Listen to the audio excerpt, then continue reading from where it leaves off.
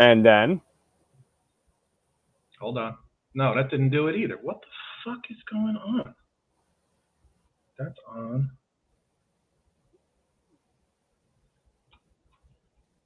And now it's frozen. I can't keep doing this. Are you there? Yeah. Fuck. What's frozen? No, nothing's frozen. Your sound is coming through the computer as opposed to the machine that records it. Plug in yours and plug them back in. I'm gonna check out and come back in.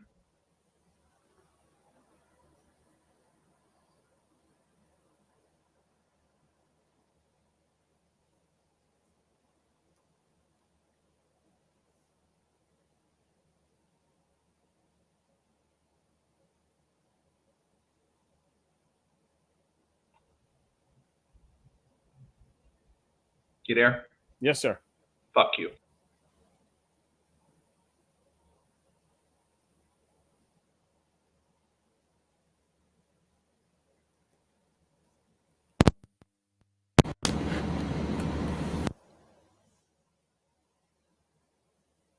Hi, Mac.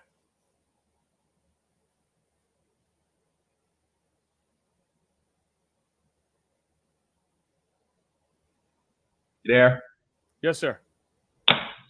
Unplug yours. Unplug yours. I did.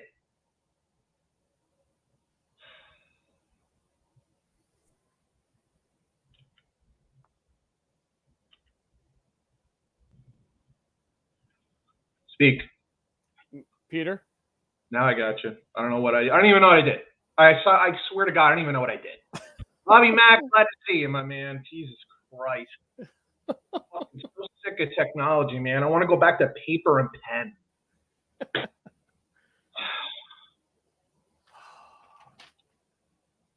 All right, we no, I can't hear you. Don't say that. Oh, there you go. Don't fucking say that. No, you move your mouth, and I'm like, oh, great, I can't hear him. All right. Bobby Mack is putting us out here.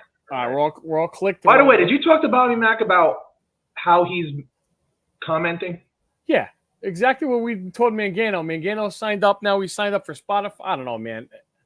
But is he commenting on YouTube or? Well, he had a different password or something, dude. I don't know. I believe me. There you go. I was right. Thank you. Homer Jones. Thank you, baby. Right. Wow, we're bringing it back. All right, we got We'll talk a little college football first. We could do that. Let's do that. So we'll do the scores and upcoming games, but no picks until the end. Okay, we could do that. And then we could do your Heisman guys. Yep. And then we'll do the NFL. No, let's do NFL first. Okay. And then leave this right into college, and we'll right to the bets, and then, because there's only college on anyway, and then we'll just, Yeah, gotcha. All right, let's fucking do it. I'm so sick of this. You don't look happy. Computer. I'm so tired of this computer, and I can't do anything about it. What's up, everybody, and welcome to Bump and Run. I'm Pete Colisan. I'm joined, as always, by my good friend and NFC North aficionado, Mr. Scott Bracey, straight off the golf course. How's it going, dude? A couple more weeks, and we are into NFL. College kicks off tonight.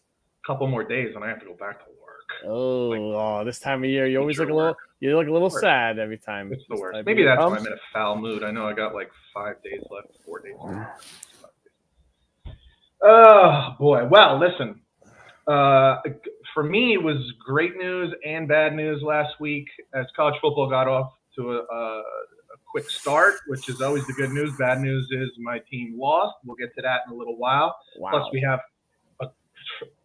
here's the cool thing with realignment. We're going to get good games every week. I can't imagine there's going to be weeks where it's bad weeks. So we already got a good week in week 1 or week 1.5. I don't even know what you want to call it, but we'll take a look at this week's coming games, last week's games. Maybe take a look at the Heisman trophies, possibilities, all that kind of stuff. But before we do that, let's get to a little NFL. Let me just say first, CeeDee Lamb did sign with the Dallas Cowboys. I think it ends up being about 30-something million a year. 34 something, 30. Average. 30. Unbelievable.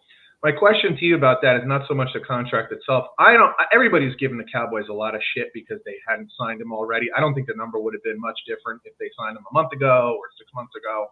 I think it would have been around the same spot. Agreed. The question really is, does this now, how do I word this properly? Does this now help put an end to Jamar Chase's holdout? Does this help San Fran and what's his face come to an agreement? Who am I talking about? Brandon Ayuk. I'm wondering, do you think now that this number has kind of been established, those guys can work off that number and settle something? Well, Jamar Chase, this happened on Monday with Lamb, and Zach Taylor, Bengals coach, came out and said, well, he's not locked to play week 1. Brandon Ayuk left practice yesterday in street clothes, and John Lynch is now getting a little salty. So I disagree. Yeah, I saw John Lynch said eventually going to play. It doesn't look like it's going in the player's direction here, which is very strange. Peter, I would have said the same thing. Like one falls in place after the other. They adjust to the slot. You got a real good number to work off of now. It's not Justin Jefferson's number. It's a little below that. It's whatever, it's just interesting.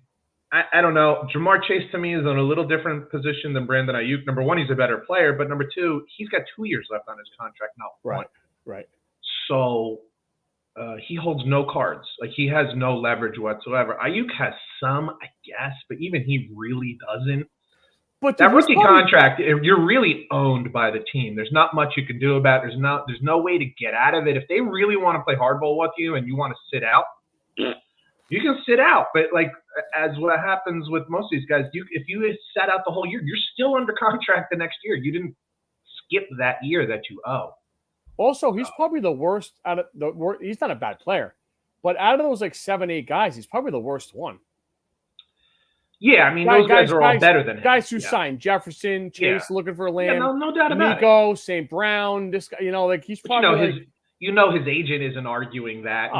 He's not arguing that. And I was listening today. He only had like 150 total receiving yards in the playoffs last year.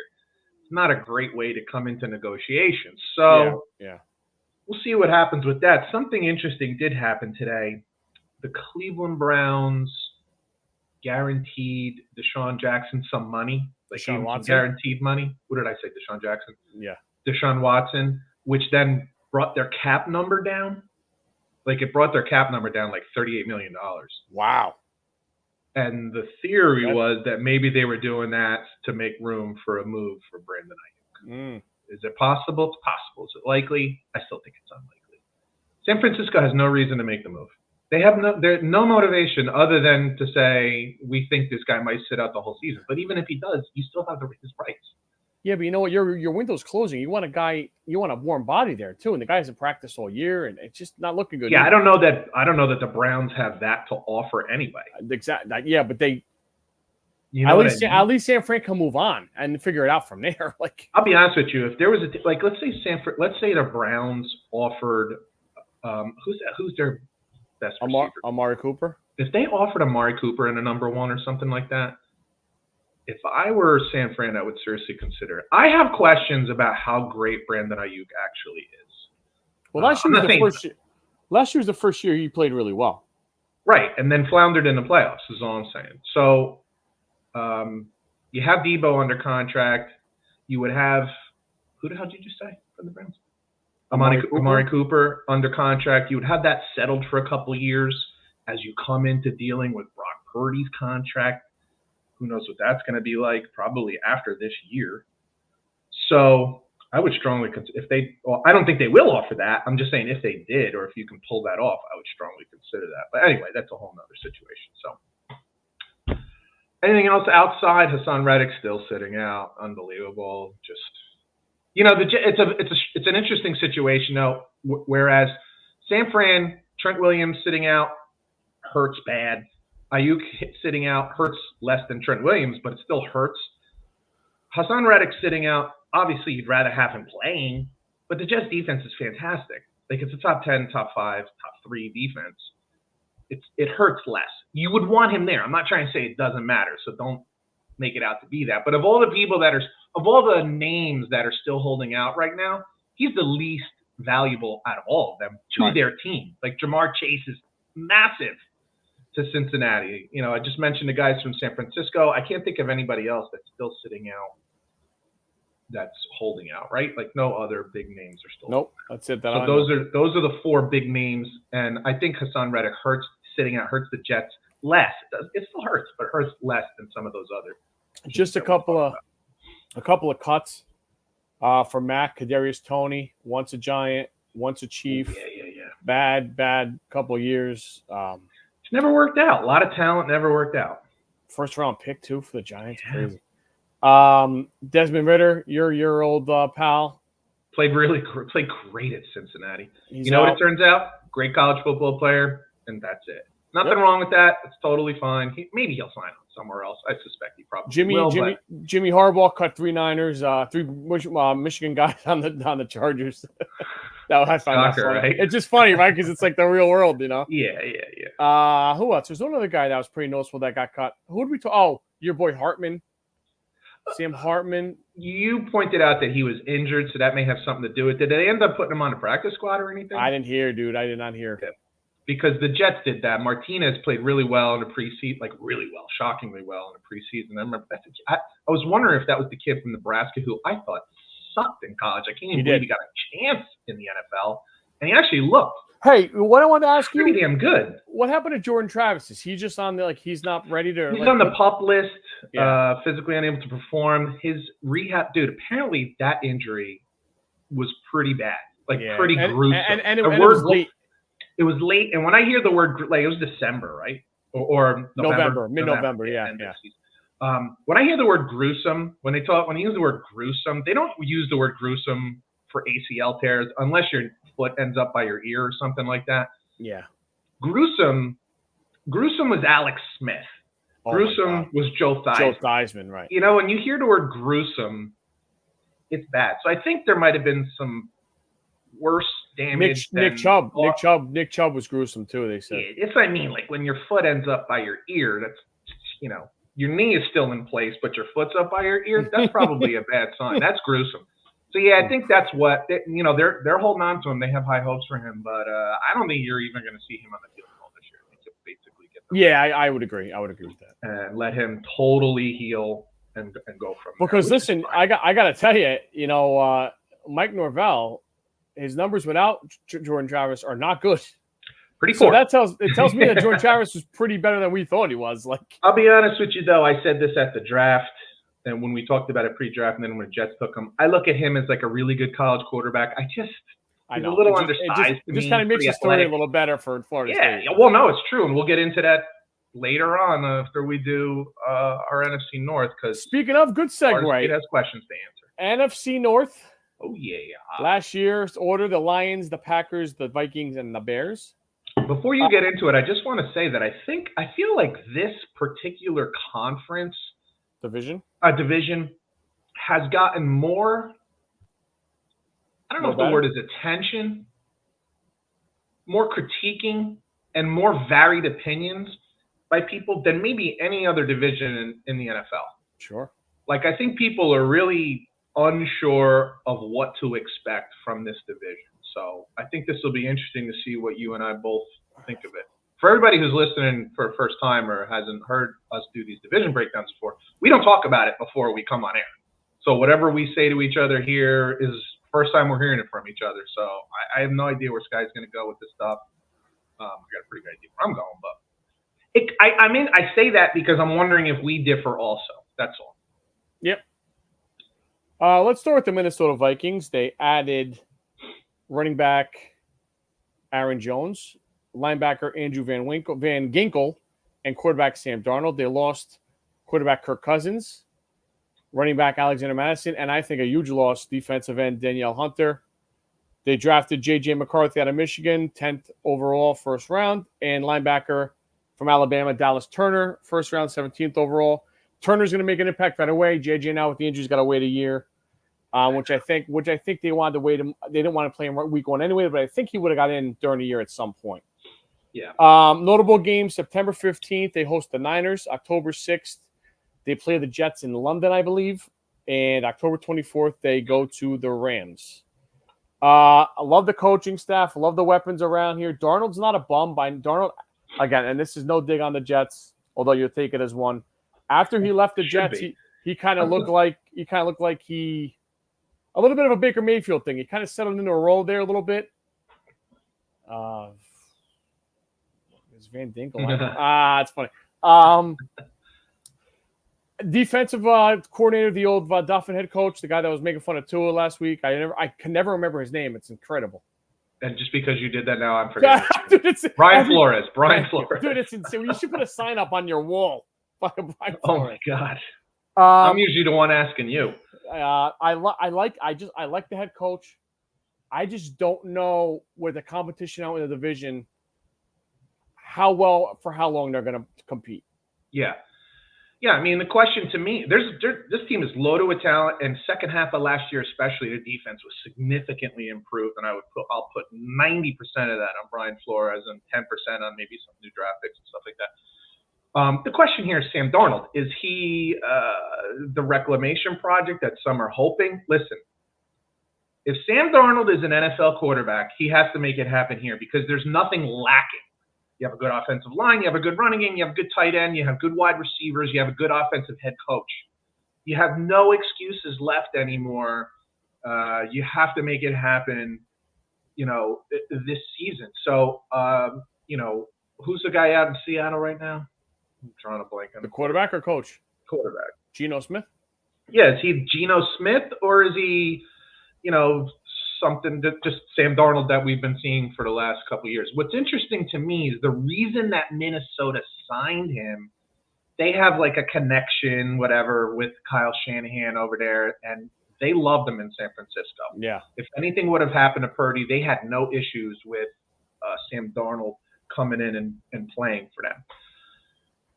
Sam Darnold has also had some injury issues over his career, so that's another thing. So when you say like J.J. McCarthy would have played, I think he probably would have played just because Sam gets banged up sometimes. And now I don't even know who their backup is now. So, that's something they're going to have to deal with. But their successes or failures will come down to one fucking guy. Now, often it comes down to, quarterback play for most teams. I mean, this is kind of the way it goes. But more so here, because he doesn't have a proven track record yet.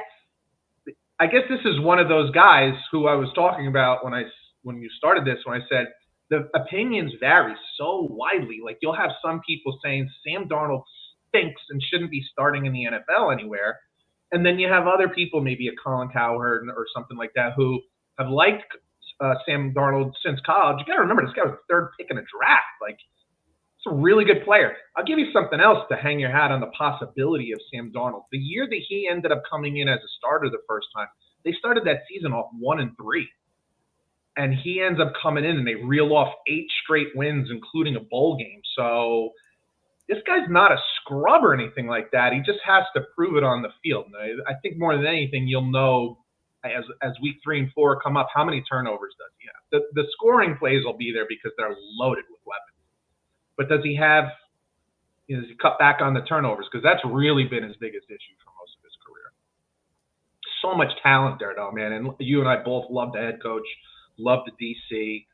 So I think there's actually a lot more to be hopeful there than people realize. But I think Sam will do good. I wouldn't bet on it, though. I wouldn't put any money on it. Yeah. I got to be honest. I got to be fair. So the Green Bay Packers, they added running back Josh Jacobs and safety Xavier McKinney. They lost running back Aaron Jones, tackle David Bakhtiari, who's been an enigma for a couple of years now there, and guard John Runyon. They drafted linebacker from Texas A&M, Edgerrin Cooper, second round, 45th overall. Mikey Magano's boy safety Javon Bullard from Georgia, second round, 58 overall. And the running back, who I think is going to see a lot of time now because they just put A.J. Dillon on the season-ending IR.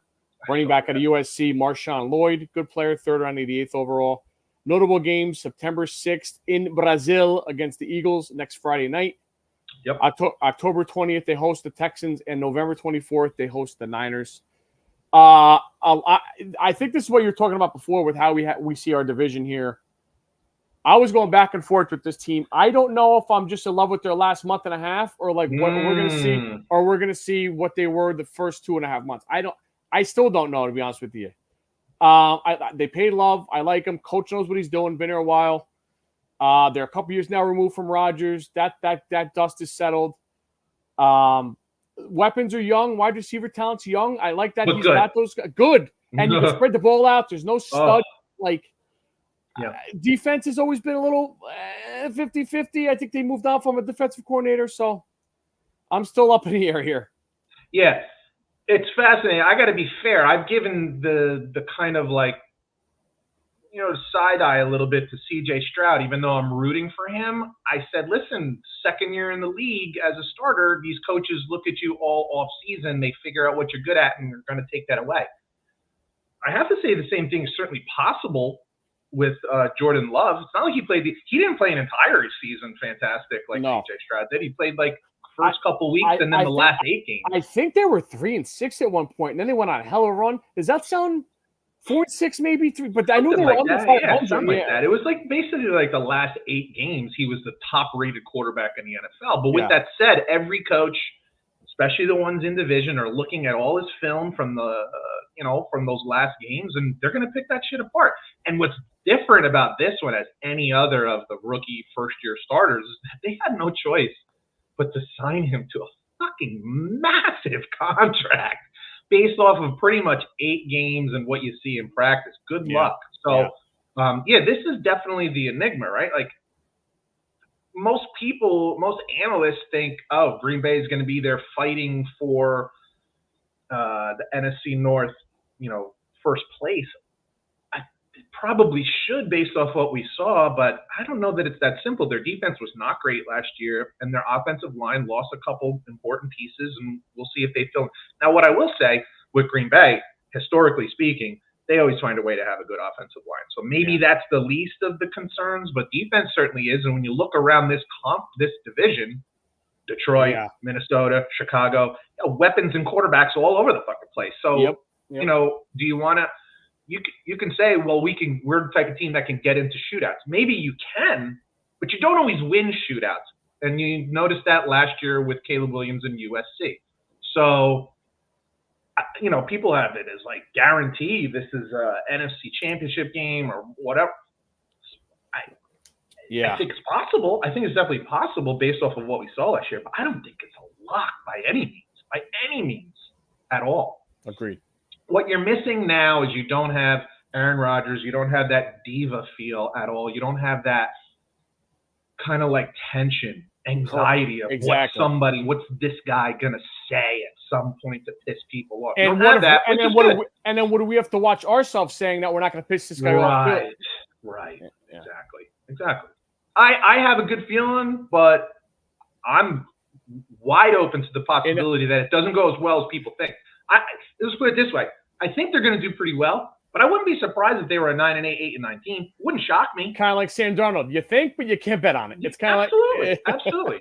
Now, frankly, Jordan Love has a better track record already than Sam Darnold, but, I've never seen Sam Darnold in a situation with the kind of team around him that he has now. In all honesty, I might have better weapons here in Minnesota than we're back there in San Francisco. So if he looked good with those guys when we, off TV and practice and stuff like that, how's he going to look with these guys? So right.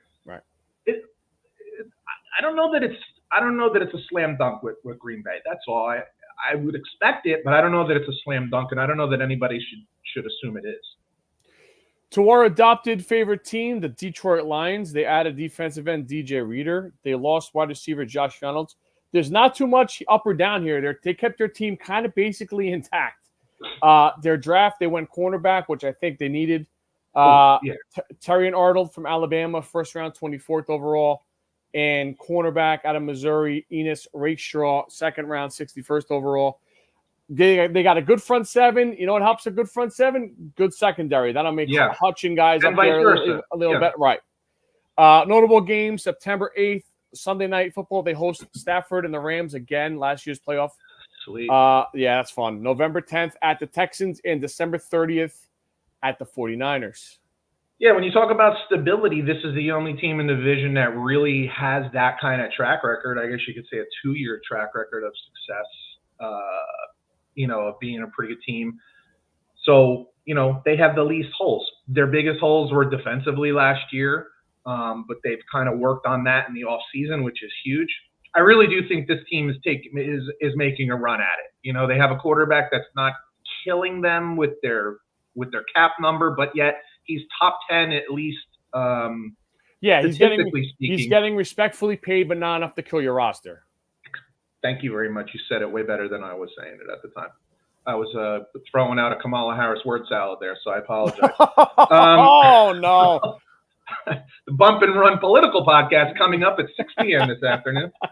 So this is the most, I can't believe I'm going to use this word. Hello. This is the most stable team that's in the division right now, which is unbelievable to think, considering their track record over the last 100 years.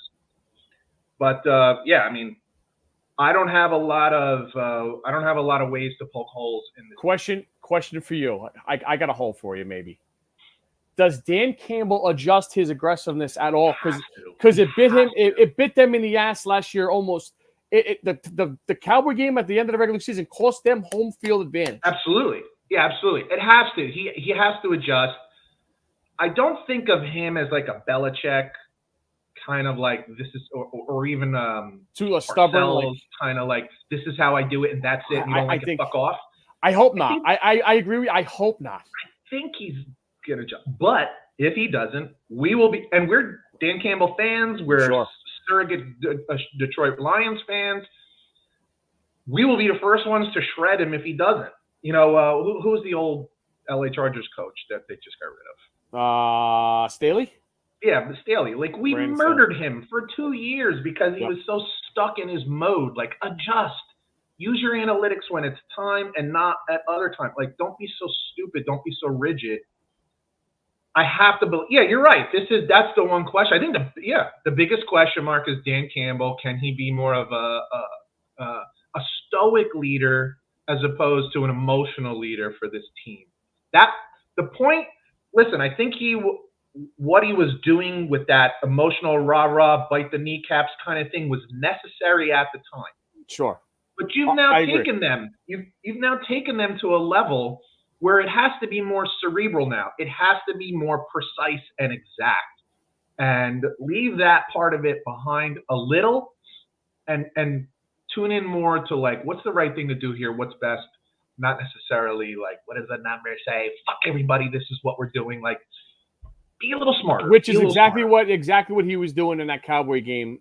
100%. Fuck you. This is the way we're doing it. Fourth and goal from the what? You screwed us, so we're going to do it from again. The 11-yard line. You can't be macho. You can't. It's not a time for macho. Your team has come too far, and you're too close to being you're a legit Super Bowl contender. For sure. No doubt about it. Everything being equal, all health being equal, this is a legitimate Super Bowl contender. Why? Because they were on the brink of it last year. And they got a lot of likable players, too. They just Absolutely. Do. Oh, absolutely. Absolutely. So, yeah, I mean, I guess you can probably figure out who I have at the top of the division. But, yeah, go ahead.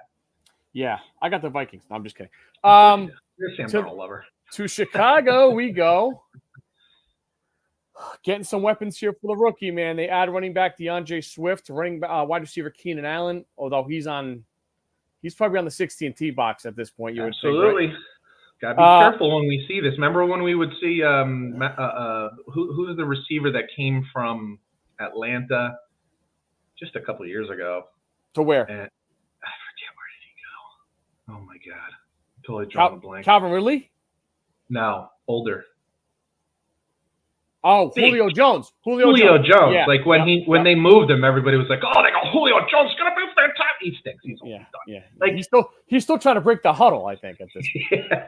So gotta be careful. Maybe might be a really good thing early in the season. Nice guy to go to. Gets hurt every year, so we'll see how that goes. They lost wide receiver Donnell Mooney, draft pick, first pick overall, USC quarterback Caleb Williams, first round, 9th overall wide receiver Rome Odunze, who we both love a lot. Absolutely. And I think that's the guy that they're going to start weeding out Keenan Allen with down to him and, of course, DJ Moore. And listen, a pick that's very sneaky, but he's maybe the best punter in college football history. And he was the MVP for Iowa for 2 years in a row. Iowa punter Tory Taylor, who they got in the 4th round. Although he would have been great 3 years ago. Now they have some offense. He might not be using much. Right. Notable games. Only Scotty would know the top-rated punter in the country. There you go. Big Ten guy. Notable games, September 15th at the Texans. I think that's a night game. That'll be fun. September 29th, they host the Rams, and December 8th at the Niners. Obviously, you could tell on this schedule they all play the same teams, and I think they're all pretty good games because Texans, Niners, and what was it the other one? Rams are all going to be pretty good, we think. So, what do you think of Chicago this year? If anything else, they're going to be fun. I think they're going to be a topic all year long. Listen, Caleb's weird as hell, but you can't deny his talent. How fast it translates to the NFL, that'll be yet to be seen. I don't know. The coach, Eberflus, the last 8-9 weeks last year, their defense really came on. It's their offense that was a problem. Now now we can maybe gel the two together. Again, this defense, this division beside the Lions, I think is very fluid. Yeah. I mean, I just don't know if anyone's going to and listen, if the Lions have a major injury or two, it's wide open. Let's be fair. Yeah, so they have some primetime games, but we know we had it 2 years ago. Russ came on. You had it last year with Rodgers. That always doesn't work out the way you think. Right.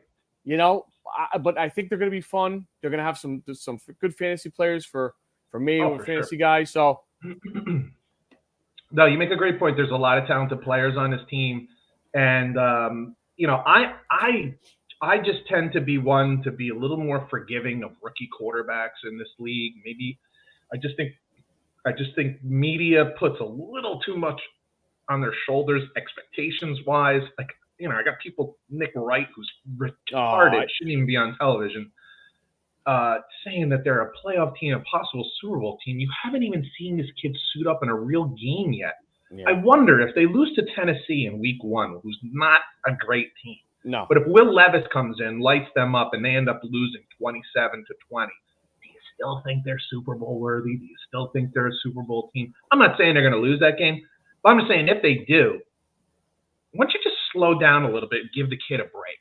I'm just saying. Nick Wright's something else, man. He's just garbage. He's just garbage. He really is. He is the human version of clickbait. Just say as much shit as you can, and people like us will end up commenting. And some you'll give me a show. Yeah, I don't get it. He should be on radio with a nose like that. He can eat peanuts through a picket fence. There's no reason you can smoke in the shower, I think, too. Jesus Christ. Would you like to give us your division, or you still have something more to say about the Bears? No, that's the question. But at the same time, they have absolutely done everything possible to put Caleb Williams in an environment to succeed. You got the wideouts. You got a good offensive line. It's not great offensive line, but it's a good one. Good running back room is pretty good, too. They got a good tight end. Absolutely. Yep. My question is what my question has been all along, and we'll get that answer in the first few weeks. Can he throw on schedule? We know what he could do off schedule, which is special and unique and wild and little Johnny Manziel, but better, more talented for sure. But it can be a little wild, and there's turnovers that come with that. You're not throwing against, the Washington Huskies defensive backfield now. You're throwing against professional athletes. So Cal Berkeley's not coming to town here. It looked real good in the preseason when he was doing that stuff, and like, oh, look at this guy. Okay. We'll see when it's real games, I agree. Real defenses and real strategy and real game planning. That's all. But I think the kid is very talented. I just think we put too much expectation on his shoulders too early. It's just not fair. I don't like it. But here's what I was thinking. I will tell you one thing I'm thinking. This has nothing to do with the division or anything like that. But I was thinking, you remember preseason or pre-draft? He was saying stuff, or his dad was saying stuff like he wants part ownership in the team, part this and part that, wants all this money. What's that negotiation going to be like when his contract comes up? And let's say he's good. Let's say he's as good as advertised. And what's the number going to be, for Christ's sake? That's what I'm saying. What is he going to ask for? $100 million? That people don't think of that kind of stuff. But there's going to come a time where you're going to have to do some kind of negotiating with him. You know this more than anybody. If Aaron Rodgers were ever to win a Super Bowl with the Jets, he'd be they'd build them whatever, right? Of course. If Caleb Williams won a Super Bowl with the Bears, like they're bad. They've had bad quarterback play. Even when they won a Super Bowl, Jim McMahon, he wasn't a star. Their defense was the star. Right. That wasn't the type of league. So if Caleb Williams got to win a Super Bowl before his contract was up, dude, buckle up. Yeah, he would hold out for 2 years if he had to, saying I want $100 million. And fuck your salary cap. Okay. Goodbye. Anyway. Would you like to give me your order and the place of finish, please? Yeah, I'm going to start with first place overall. I have the Detroit Lions. I think they're definitely the class of this division. Again, when we do this stuff, we always say like health being, all these teams being healthy. This is what we assume. Things change when certain players get hurt. In second place, I do have the Green Bay Packers. But as I go 2 through 4 here, this is where if it flipped upside down, I wouldn't be surprised. If you jumbled these three in any way, I guess if Green Bay came in last in division, I'd be surprised, but that's the only way. I do have Minnesota in third. I think they're going to be like right around 500, 8-9, something like that. And I think Chicago's not far behind, something like 7-10. I just don't think it's that easy to come into this league, and frankly, in a tough division, and just show up and be above 500. I think that's a big ask. So I have Chicago in last, but not a terrible last. I kind of got the same thing. I got the Vikings in last, but probably like same thing, 7-10, 8-9. I think they're just. It's going to be very challenging. Yeah, just playing 6 games against those teams, dude. And they play the Jets in London. They got to travel the Niners early. It's just a very difficult ask. I got the Bears in third, kind of the same thing. Maybe a game like better. I think slow start. If they lose to the Titans, I wouldn't shock me at all, to be honest with you. Yeah, and if they did, my question would be, how does Caleb Williams respond? You've pointed out many times his quirks and strange behaviors and attitudes. So, is he going to go cry on mommy's shoulder or something like that? I don't know. Maybe I'll have to clean the locker room up. Like that would be fascinating if they did lose that first game. I don't think they will, but if they did, that would be really interesting. Man, momentum and psychology is such a bitch in pro football. All sports for sure, but the NFL's motherfucker. You imagine that Chicago media and the Chicago fans that they lose at home 17-10 to the Tennessee Titans. For a fucking week, for a whole week. Will Levis on 60 yards of his back leg, like wasted first pick. Where's Justin Fields? Like, oh my god, 3 turnovers. Like, jeez, look out. Should have took Jaden Daniels. God damn it. Yeah. I said it then. Okay. Yeah. Washington wins opening week. Yeah. And Chicago. Chicago's. I'm putting a parlay in now. Matter of fact. Second place, I got the Packers. Too loaded, dude. Too balanced now. I think defense takes a step up. Love's comfortable. What the hell's his name? LaFleur. Yeah. Very good coach. He's a really good coach. I do too. I think he's a really good underrated coach because he's not loud or anything. Very calm. Didn't take any shit from Roger. I think the good leader in the building there, dude. Yeah. This is how wild that is with Green Bay, though, man. If you told me they're going to make it, they were in this. If come February they're in the Super Bowl, I wouldn't be shocked. And if they're 8-9, I wouldn't be shocked. I'd be a little shocked at that. I'd be disappointed. I wouldn't be shocked. That's fair. I'll give you that. And then first, I got the Lions. Everything we say, we're a big fan. 2 years, like class of the division. And again, I think Campbell will learn. I think he's not a stubborn ass. I just think he's too good. He has attention of all the guys. Yes. The GM's fantastic. The city's behind him. Yep.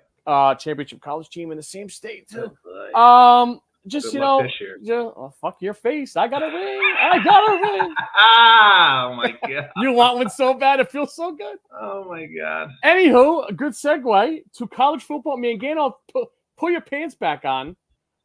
Yes, we're wrapping this shit up, Michael. Good God.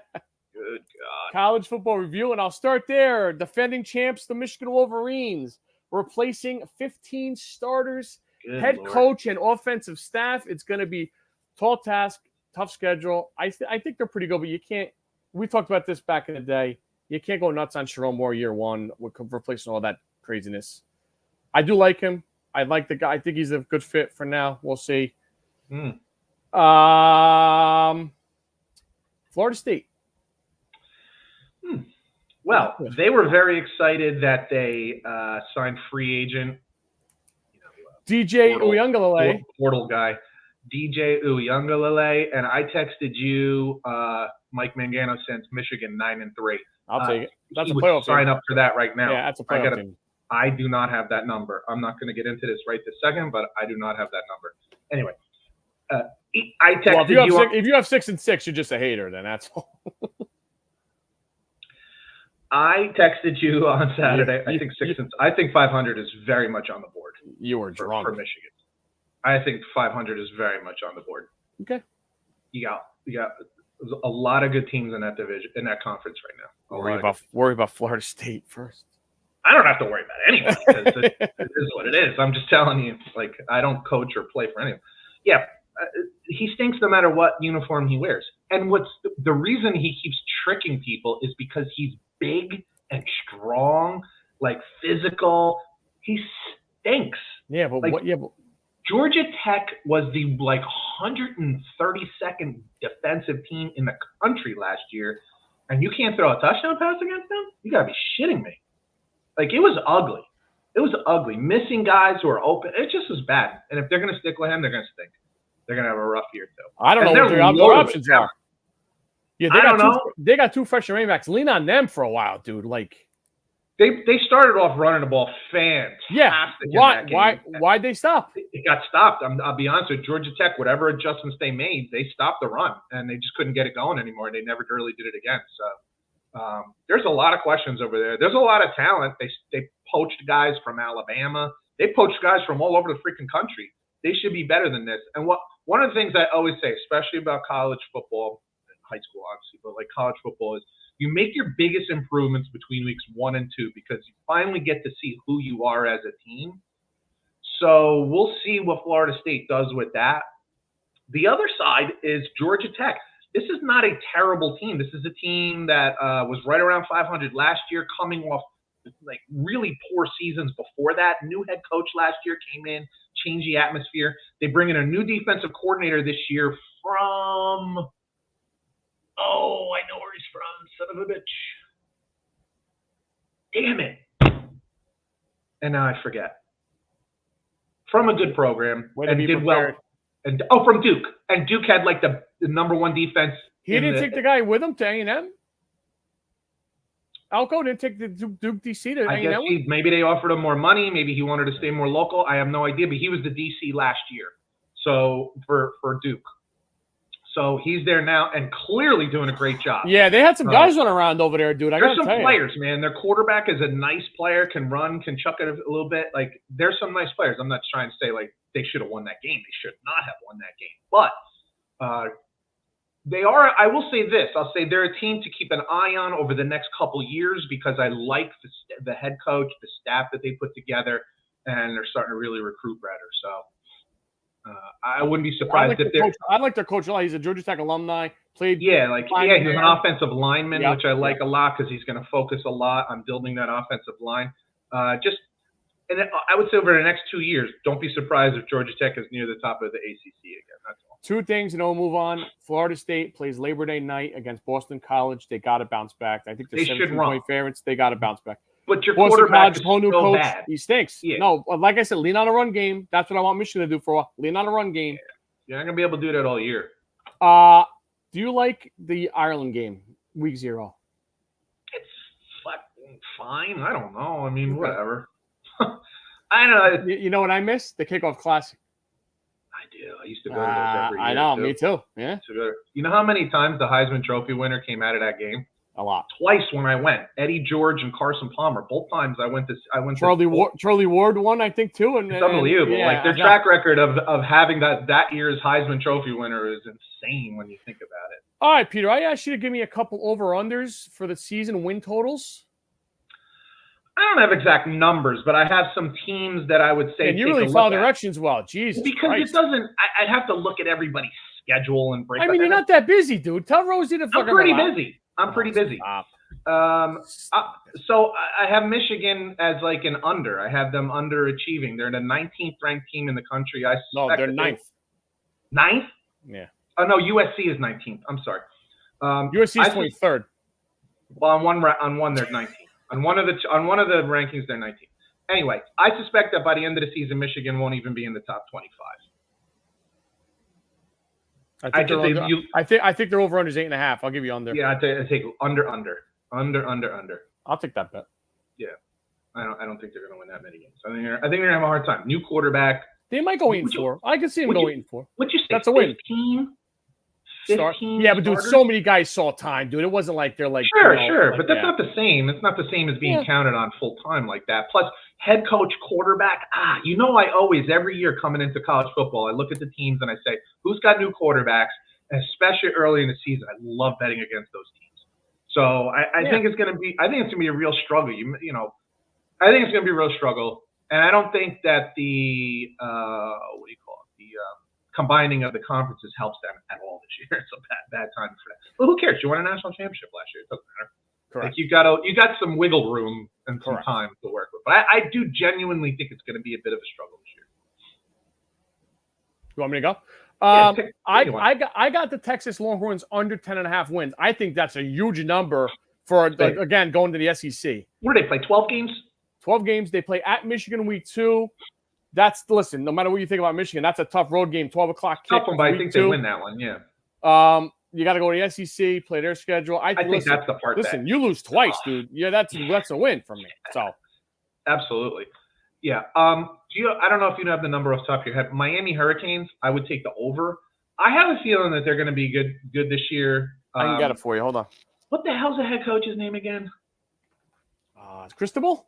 Cristobal. He shit the bed a couple times last year, which is fascinating to me because he was, they basically poached him from Oregon, expecting a lot of great things. Miami alum. I love, me. You already know this. 9.5. You want the over? over? I could see them winning 10.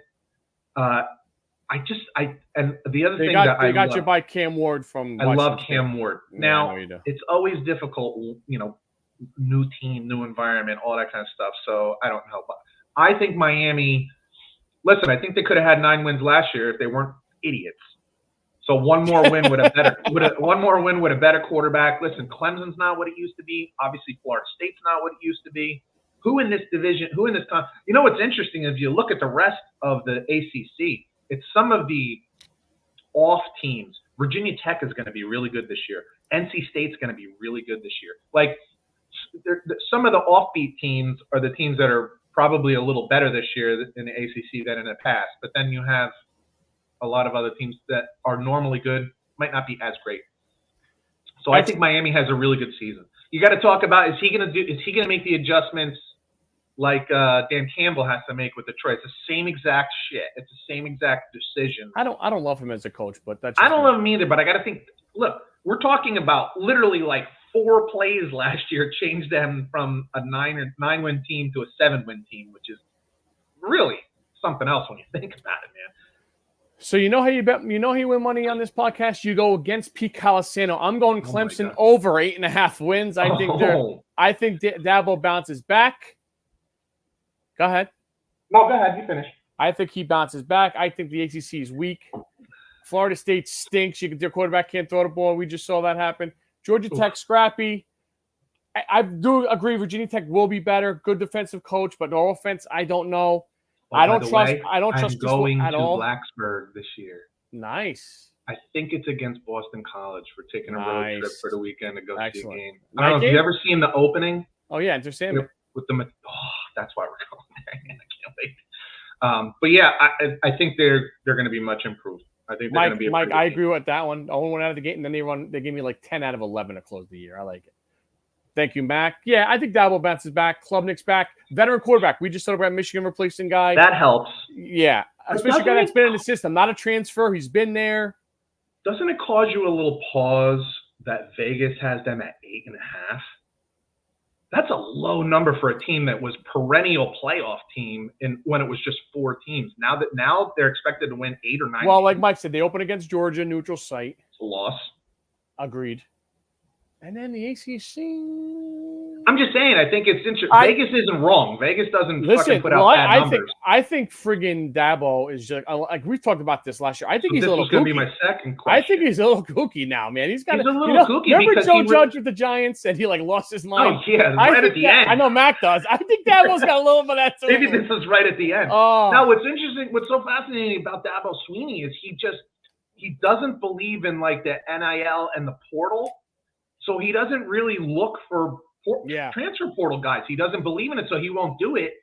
And it's like, bro, you're being left behind by your own doing. Why are you doing that? So like what? You just stubborn? Like it's stupid. It makes no sense. That's what I'm saying. So it scares me when I think that he refuses to kind of join the modern game, like it or not. You know, obviously I think we talked about the head coach of Oklahoma State, Gundy last week. We talked about him and how he made some comments. He doesn't like it. He doesn't like the system. He doesn't like the NIL. He doesn't like the portal, but he works with it. You can not like it and work with it at the same time. You can't not participate. Like it's like being in the NFL and saying we're not going to get free agents. We're only going to do the draft. Like you can't do that. You're going to be left behind. So those are the two things. Why is Vegas putting that number at 8.5? You got Miami, like you just said, at 9.5. Why 8.5 for Clemson? So that's those, and then his just stubbornness. I do not like when I see head coaches being stubborn. You know who was a little stubborn? Nick Saban. And you know what he said? I don't want to do this shit anymore. And he walked. So, you know, this is what I'm saying. You got to fit with the times or move along. And I wouldn't be surprised if we don't see Dabo Swinney after the next couple of years. You have any more? Yeah. I just had it and I lost it. What do you need from me here? Shit. You do your other one while I think of what the hell it was. I got under 9.5 of the LSU Tigers. They're replacing a ton of weapons offensively, couple linemen. I know they kind of like reload and not whatever, but dude, again, SEC bringing in two powerhouses in there now. Dude, Daniels, Neighbors, and Brian Thomas, man, that's a lot of fucking offense to replace. Yeah. They play USC in week 1 at a neutral site in Vegas. A lot of traveling. Dude, I could see them going 8-4 this year, dude. I think a little like one of those Brian Kelly years, 10-2, and they kind of take a step, and the next year they'll go like 11-1. Like that's been like his thing. Yeah. Oh, I remember what it was. I have Florida under. Gators. Yeah, I agree with that too. Napier is their head coach. I don't know if he even makes it through the season. They're gonna start the season probably with a loss week 1. No way.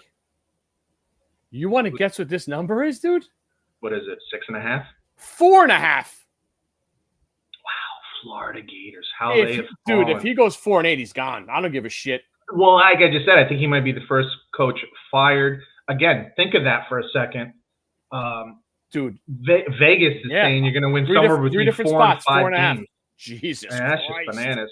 I think if you look at their recruiting classes over the last couple of years, they have fallen off a cliff. He has not shown to be a good coach either offensively. I don't even know what his specialty would be. Probably offensive, but hasn't worked. It hasn't been there.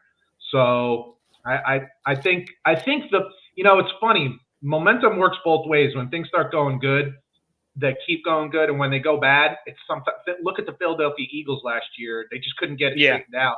Yeah, I don't know that they got in place, and now the conference just got tougher.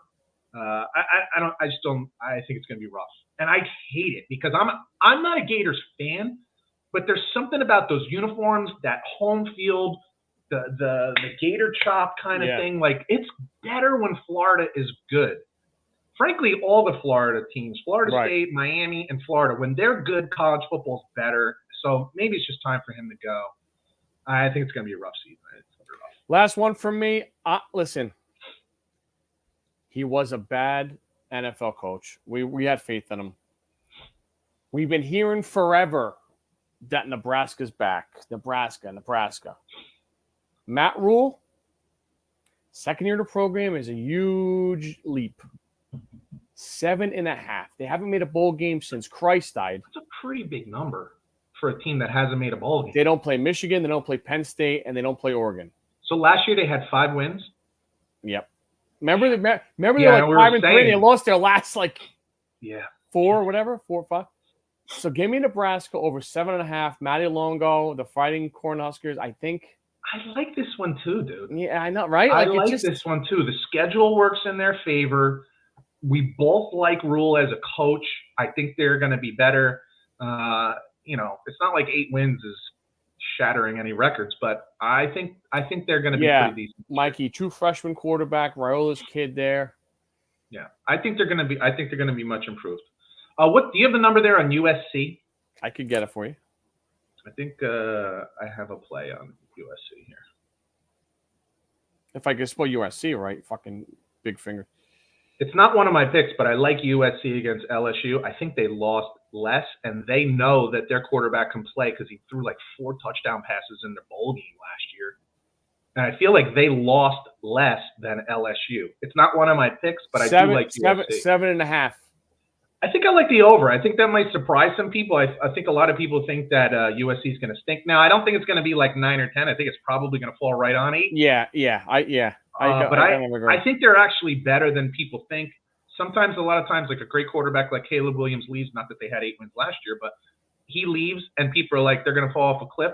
But he alone left. There wasn't a lot of other USC players that went in the draft last year. I think they're going to be serviceable. Lincoln Riley can coach offensively. They brought in a new defensive coordinator, so you expect them to at least be improved. So I think they'll be improved defensively, and I think they'll be just fine offensively. I don't think it's going to be as bad as people think. I think a lot of people think they're going to stink, but I don't think they're going to stink.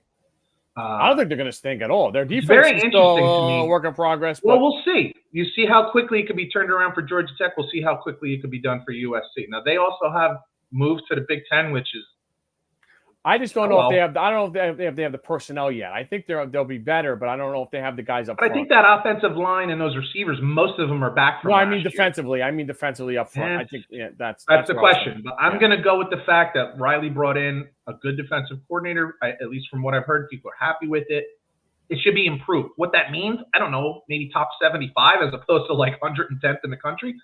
But even if they're top 75, then I think they win 8 or 9 games. So, Peter. Yes. Give me the winners from the ACC. Who do you got winning the conference there? Oh, man, this is so tough. But I'm going to take Miami. And I fucking hate Miami, so I don't like this. I love Cam Ward, but I don't like, as a fan, Miami. I hate the U because I'm a Florida State fan. I think it's Miami. I think Miami finally breaks through. I think Cam Ward makes the difference. I think Miami wins the ACC. I'm doubling my money. I'm going Clemson right there for the ACC. Figured you might. For the Big 12, I'll give you mine first. I got the Utah Utes bouncing back here. Check me in for that one, too. I think there's a real argument to be made that Utah could go undefeated in the regular season. I would agree with that. I think they're really good. They got the quarterback's 26 years old, whatever his name is. He's ready to retire. Right. Not go to the NFL. I mean, retire for good. And great coach, Willingham. I really do think there's a possibility of them going undefeated this year in regular season. And remember now, with the 12-team playoff, if you win your division, if you win your conference, automatic, what do you call it, seed in the playoffs. Yeah. And if they're undefeated and win their conference, they're probably going to get one of those top 4 seeds. Yep. I shouldn't say probably because it's the Big 12. I think it's a really good chance that if they're undefeated and win their conference championship game, I think there's a good chance that they're one of the top 4. So Big Ten, I'm going to guess you have either 2 teams, and the ACC, I think you're going to go off the board. I have a feeling you're going to go a little bit. SEC? Yeah, I think you got. I'm not. You're not going Lane Kiffin. Chalk. You're not. Yeah. Georgia? No, and I think they're going to be really good this year. I think they're one of the best teams in the country. Ole Miss. Georgia is so good, and I love when you keep your head coach and quarterback intact from a team that.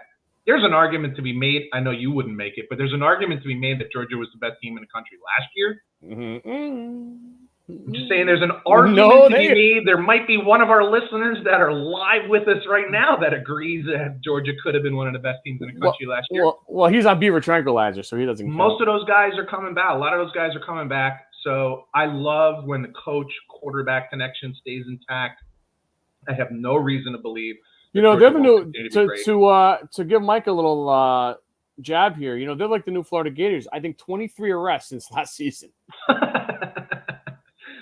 The old Urban Meyer Gators. Oh, good Lord! I just want to. Who do you have for the SEC? I have Georgia. You do also. Dude, can you buy into this Alabama with oh my God, you took the words right out of my mouth. I just wanted to ask you, it's the one team that everyone talks about all the time for 20 years, the Alabama Crimson Tide. We haven't mentioned them once today. I know. What do you think? Where do you think we're at? Listen, Caleb DeBoer coach, we've seen it in a lot of different spots. This is a different animal, my friend. Do I think they're going fucking 7-5? I don't. Right. But I don't. You can't lock them into a playoff right now, can you? I can't. I just a playoff spot. I wouldn't say lock them in. That's what I mean. Probable. Georgia, Ole Miss. Milroe is still a question for me. I don't think he's even one of the top 4 or 5 quarterbacks in the SEC. So, and who's he throwing to? That's what I'm saying. I know they always develop guys. I'm not sitting here and saying like but always did. State. Things are different now. That's what I mean. Things are different now. They lost a lot of guys. Florida State poached some of their players. They got former Alabama players all over the country now. Once Nick Saban left. So I don't know, man. It's fascinating. I agree with you. I like Kalen DeBoer a lot. I like Rich Rodriguez a lot. Sometimes fit matters, and it wasn't a good fit with him going to Michigan. I really always thought he was a really good coach, and I never liked it from the day they hired him. Jimbo Fisher going to A&M wasn't a good fit either, man. No, but he was a great fit at Florida State. So it's like this feels weird. And I thought him in Washington was perfect. Fantastic, right? Like fantastic. Because it's just an attitude. It's an attitude of where you're at. Does it work with you? Yeah. Rich Rod doesn't work in Michigan, whereas Harbaugh does. Right. You know? Who do you got Big Ten? I gotta believe the $20 million team, Ohio State, is going to win. I don't think it's. But if they don't, I don't think it's as clear cut as everybody thinks. We just assume because Will Howard from Kansas State is their quarterback now. Is he that much better than Will Howard was? Like what? I don't understand. I don't. I mean, no, I'm sorry. No, well, Kyle McCord. McCord. That's what I mean. Yeah, I'm sorry. Yeah, he's probably better, but probably that much better. I don't know that he's that much better. I mean, let's not make him out to be. And listen, I played safety in high school. I love safeties, but you spent $12 million on a safety, dude. Who cares? That's what I'm saying. Like they put a lot of money in. There's a lot of pressure. They'll beat Michigan this year, dude. Ooh, what if they don't? They're gonna beat Michigan. They're gonna beat them by double. What if they don't? Entertainment. What if they don't? Is they gone? So if they lose to Michigan at Ohio State with the $20 million roster, Michigan's replacing 12 or 15 guys, and they go to the playoff and they lose in like the second round, is they gone? Yeah, that's the question, right? Like, if you lose to Michigan, how far into the playoffs do you have? Can you escape that? No, I think you probably, if you lose to Michigan, you have to get to the Final Four. And if you get to the Final Four minimum, and right? lose, if you get to the Final Four and lose to Georgia, close game. So, I think the tougher game for them is Oregon. Is Oregon for sure. Like that's a road game out west. That place is going to be going fucking bananas. They're gonna blow the roof, even though there's no roof. They're gonna. Oh, look at me again! I'm trying to kiss. I love when Mike kisses my ass. It feels good. Yeah. Pete's salty. Pete's salty as hell. I don't know why. Why do you say bad? Well, why do you say it's bad? I think they're going to be bad. They're barren of talent from last year. They lose one of the best head coaches in the country. This isn't fucking Kansas. And your quarterback. This is Kansas. They got some guys I know, but the conference got harder, not easier. Penn State is better. Washington's not going to be great. Wisconsin's better. Nebraska's better. You and Wisconsin, this fucking guy, Wisconsin. They're better than they were last year. Thanks. Luke Fickle's another guy that's just in Cincinnati. Now this is you pissing into the wind because you're just not going to acknowledge that your team is decimated from last year? No, I just said I opened up the fucking show with it, you crackpot. But I'm just saying, then that usually means you're going to lose more games. Luke Fickle's a Cincinnati guy. The Wisconsin's a bad fit for him. I don't like it. They're improved this year. And how? You gotta play. They replaced the quarterback and they replaced the running back and they replaced. Oh my goodness! You just listen. You said it. We will find out, won't we? I think Michigan's going to have a rough time this year. They don't play Wisconsin too bad. All right, give me some 3 Heisman sleepers. Let's go. I gotta get out of here. I have 2. I don't know if they're sleepers, but I have 2. First of all, the favorite coming into this year is Dylan Gabriel, the Oregon quarterback. Yeah, that blows me away. I think this is a weak year, by the way. Dude, you go like back and forth. Ohio State's toughest game is Oregon. The Oregon quarterback's the Heisman favorite. Was he that great last year? Where was he last year? Oklahoma. Yeah, I don't know. Oklahoma. It's okay. I'm just saying, Oregon's loaded. It's not just their quarterback; they're a loaded team, and I like their coach a lot. And the game is in Oregon. I think Oregon has a really good chance. You can't give me him as a sleeper. No, I'm just saying, like, I'm surprised. I look at that and I say, a guy who most people don't even know is your Heisman frontrunner. And you know who was second? I think I saw this. Milroe. Which is insane. He's not even the best. He's not even the top 3 quarterback in the SEC. Oh no, you know what? Carson Beck might be. Yeah, you're right. He's second. But Milroe's in the top 5 for sure. Yeah. So I have one of my sleepers is Cam Ward from Miami. I'm riding this Miami Hurricane. He can't be a sleeper, can he? He's got to be in the top 10, right? He's got to be. Top 10 is a lot. I mean, I don't think he's top 5. Yeah, probably not. All right, I'll give it to you. He's top 5. I mean, what do you want me to do? Tell you to like the left guard for Michigan this year is a Heisman Trophy? No, you don't like that. You can't take. No, you can't do it. Hey, well, if they're going to win 9 games, it's going to be because of the left guard. Do you have Cam Ward underwear like the Miami thing? I might get him. I don't have him yet, but I might. Gracious. I like Cam Ward. I think he's really good. I think you're going to find out this year that he's really good. I like him Washington State. I don't like Miami and Cristobal. Dude, the Hurricanes play in front of 12,000 people. Like it's Bosco plays in front of more fucking guys than Miami. Listen, that might be better. Less problems. I don't know. And then my second guy, I think people are sleeping on him because I feel like he was a Heisman candidate coming into last year. He was a top 10 pro prospect coming into last year. And I feel like people already got him being replaced down in Texas. Quinn Ewers, I think, is a legitimate Heisman candidate. Now, I know you said like coming into the SEC is going to be tougher for Texas, so I think you gave him the under. You took the under for Texas? Under, 10.5, yeah. With that said, this is a very talented football team. Sure. If they were to win 11 games, even 10, but if they win 11 games and he's the quarterback the entire season, just coming into the SEC, boy, dude, it has to be for them to win 11 games this year.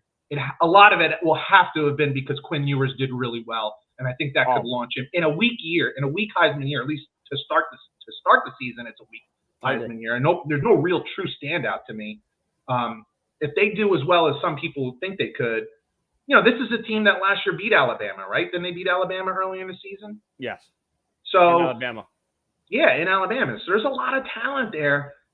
I'm not necessarily a Quinn Ewers fan of him like in the NFL, but he's been a really successful quarterback at Texas. So I'm not saying he's going to win it, but if you're looking for a sleeper, I think Quinn Ewers could be one. 3 for me, and now I sound like you going against my fight. I got LSU quarterback Garrett Nussmeier. Brian Kelly offense. Did he transfer in or something? I think he did. Or because that Nussmeier name's been around anymore. But that Nussmeier name's been around though. I don't know if it's the same kid or not. You're right. If Michigan's gonna have a good year, running back Donovan Edwards, it's his show now. Blake Corum's gone. I thought of that one. Plus 10,000, dude. Throw a couple bucks on that. You're not gonna like what I'm gonna say. They're not gonna have a good enough season for him to be a Heisman Trophy winner, though. Sorry. It's called a sleeper pick, dick face. They have to win 9 or 10 games, though. And quarterback Notre Dame Riley Leonard, Duke transfer. Ooh, I do like that one. Yeah, I think the beginning of the year, and I were like, this kid. And I think Notre Dame. I think they probably lose Saturday, but their schedule's not good, dudes. I mean, easy. Who do they open up with this week? A&M at A&M. That's a tough place to play. I could have something to say about that in 6 seconds.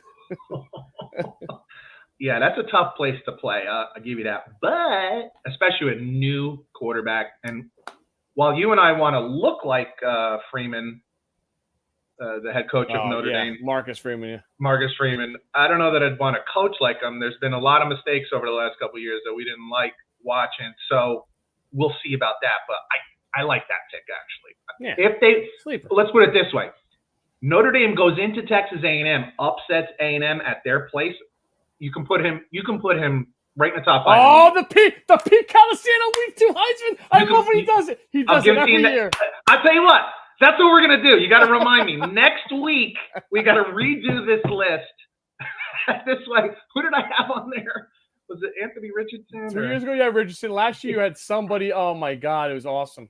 It just It's you gotta go on. You gotta jump on the hype train. It's a gift that keeps on giving. Any changes next week? We'll do our top 5 Heisman candidates. I love it. We got 2 bets for you this week, folks. We got some music. Listen. Not only do I have bets, and I never come with this kind of stuff. I got stats coming out my ass this week.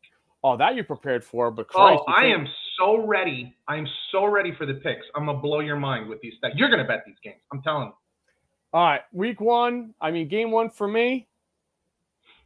College Station, Notre Dame, new quarterback. Ooh, here we go. No tackles, gone. 2 of the NFL, 2 hurt for the year already. They got to go into that environment at night and play that defense, Mike Elko defense. Say good night. I was wondering who the head coach is now. Okay. Texas A&M by double digits. Give me 31-21. Aggies roll. Cover the 3. Peter. But if Notre Dame wins, their quarterback immediately becomes a Heisman frontrunner. Okay, so here's my stat of the week for you. Okay, week 1, home big favorites over the last 4 or 5 years, whatever. I forget exactly how many years. The last 4 or 5 years. Week 1, big favorites at home, meaning we're talking like plus 30 points, minus 35 or more. Yep. 14-0 against the spread and obviously straight up. No way. 14-0. 2 teams fill this, the stat. Work with Ohio this stat. State? One of them is Ohio State, which is not my pick because it's 49. And Jesus Christ, if you score 55 and give up a touchdown with 3 seconds left. Yeah. Because I think they might shut out. I think they're playing Akron. I think they might shut out Akron. But if they give up a cheap late touchdown and 55-6, or forget it and you lose. Texas is laying like 31. Oregon? No, Ole Miss, I think. Is it Ole Miss? Oklahoma, minus 42 at home against Temple. Give me the Sooners. New quarterback. Who gives a shit? They're going to win this game 63-10. What's the number, bud? 42 and a half? 42. Don't give me the hook. No. I didn't hear 42. You. Big favorite of minus 35 week 1. This is a week 1 stat only. 14-0 over the last 5 years, whatever it is. What's his name? What's the coach there?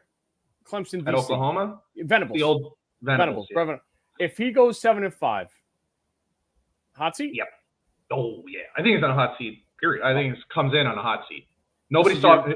This is your. How funny is it? Neither of us talked about Oklahoma at all. I know. It's crazy. Or today. We didn't mention Oklahoma once. Not one of their players, one of their former players.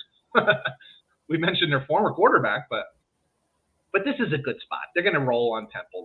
And everybody's going to be happy for 1 week. That game's tomorrow night, right? It's a Friday night kick? Yes. Tomorrow night, 7 o'clock. Just get people aware of what's going on. Yep, Friday night, 7 o'clock.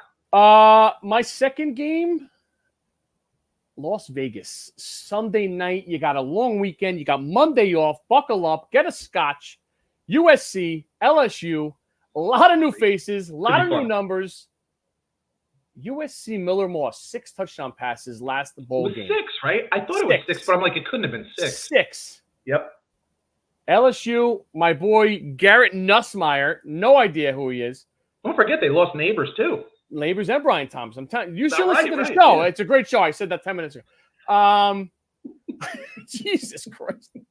Give me the Trojans +4 against LSU, please. Well, see, you like my over with USC. I mean, it's 1 game, but we'll see. How about this one? Home non-conference game, last 5 years, home team in non-conference, week one non-conference, home team, 19-5 against the spread, 19-5. Run with this one tonight. For those that are listening live, this is why you listen live, because the game is tonight. I don't know if the podcast is even going to get out before this game starts. So Mike and Bobby Mack and whoever the hell else is listening live, Minnesota +2 at home, playing the 19-5 ATS here. Give me the Gophers. The Gopher, man. The Gopher. Not Gopher. Give me the Gophers +2 against North Carolina. What's interesting is this game started with Minnesota as like a 1.5-point favorite, and it got bet down to +2.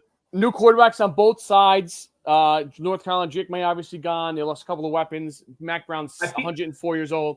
Oh my God! But he's a very good recruiter. I know. I do like him. I feel bad making fun of him. I feel like that affects Minnesota a little less because they want to run the ball. They're not looking to truck it all over the place. Whereas North Carolina tends to want to be high flying. I just think that's a tough road trip to start the season. Also, just handicapping the game itself, I think it's tough. You've had Drake May there for the last couple of years, and now it's like, I don't know.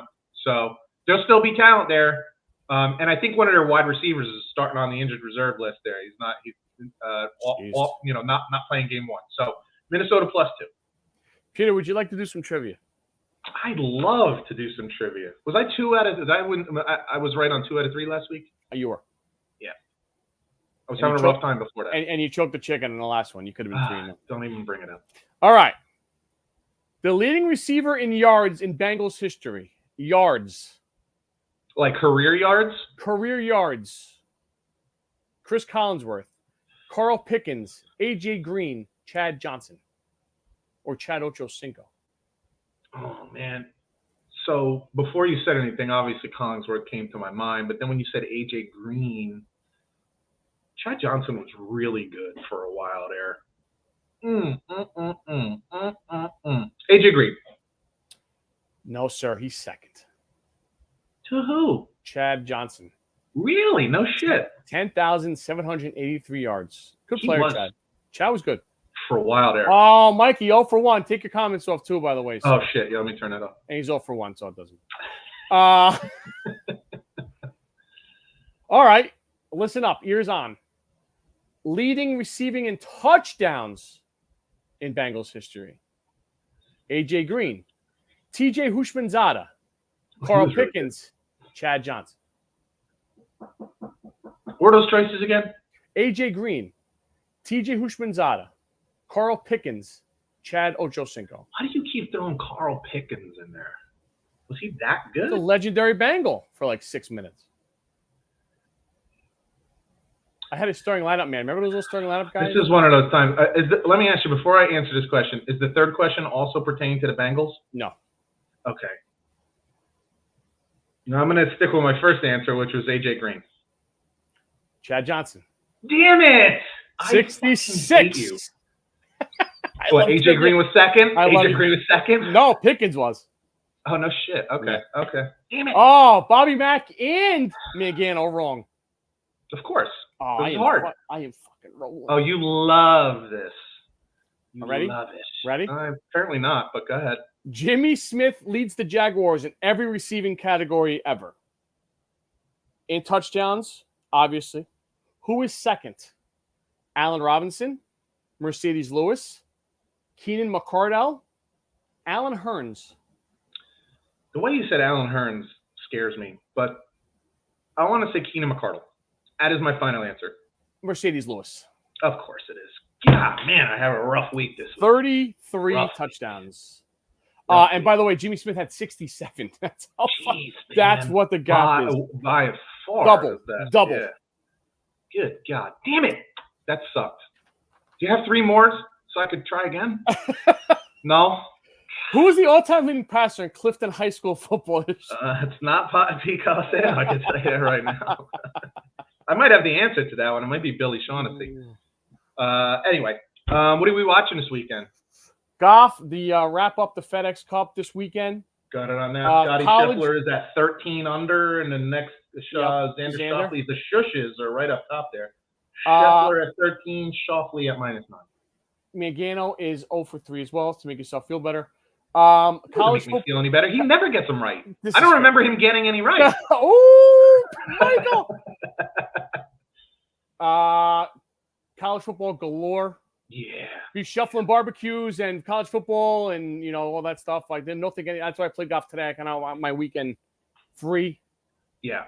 Fantasy draft this week as well. So it's all college football for me. I'll watch that Minnesota game tonight. I'll watch that Oklahoma game tomorrow, and then nothing but Mac, is that Homer Jones?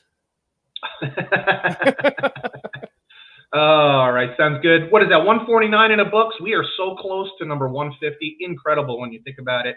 And by the way, in 2 weeks, once the NFL season starts, it officially begins season 5 of Bump and Run Sports. That's awesome. That's awesome. Podcast. Pretty crazy when you think about it. So, for Scott Bracey, I'm Pete Colasano. You've been listening to Bump and Run. We'll catch you guys next week. Later.